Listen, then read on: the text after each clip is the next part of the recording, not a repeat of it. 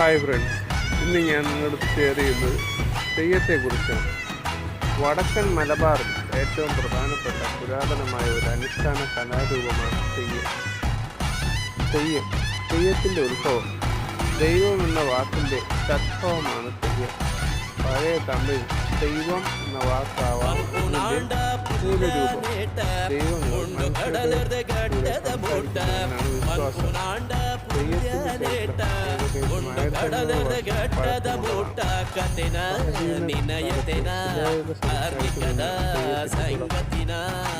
പ്രകൃതി, മരിച്ച വീരന്മാർ, മരങ്ങൾ എന്നിവയാണ് ആരാധനാ മൂർത്തികൾ. ഐതിഹ്യം: വടക്കൻ മലബാറിലെ ജനങ്ങൾ കളിയാട്ടം, തെയ്യാട്ടം